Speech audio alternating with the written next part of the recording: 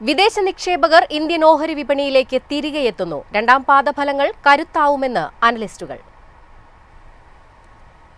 3 മാസത്തെ തുടർച്ചയായ പിൻവലിക്കലിന് ശേഷമാണ് ഒക്ടോബറിൽ 14,000 കോടിയിലധികം രൂപ വിദേശ നിക്ഷേപകർ ഇന്ത്യൻ വിപണിയിലേക്ക് എത്തിച്ചത്.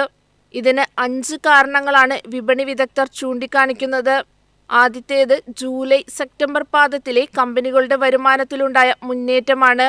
രണ്ടാമതായി US ഫെഡറൽ റിസർവ് പലിശ നിരക്കുകൾ കുറച്ചതോടെ ഇന്ത്യ പോലുള്ള വികസിത രാജ്യങ്ങൾ നിക്ഷേപകരെ ആകർഷിക്കുന്നതാണ്.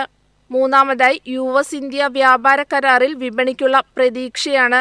അടുത്തത് രാജ്യത്തെ കുറഞ്ഞ പണപ്പെരുപ്പവും സ്ഥിരതയുള്ള സമ്പദ്വ്യവസ്ഥയും മുന്നേറ്റത്തിന് കാരണമാവുമെന്നുള്ളതാണ്.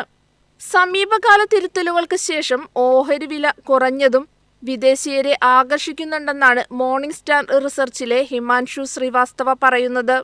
വരുമാനം ശക്തമായി തുടരുകയും ആഗോള സാഹചര്യങ്ങൾ പോസിറ്റീവായിരിക്കുകയും ചെയ്താൽ വരും മാസങ്ങളിൽ വിദേശ നിക്ഷേപകർ ഇന്ത്യൻ വിപണിയിൽ നിക്ഷേപം തുടരാൻ സാധ്യതയുണ്ടെന്ന് ഏഞ്ചൽ വണ്ണിലെ senior fundamental analyst Waqar Javed ഖാനും വ്യക്തമാക്കുന്നു.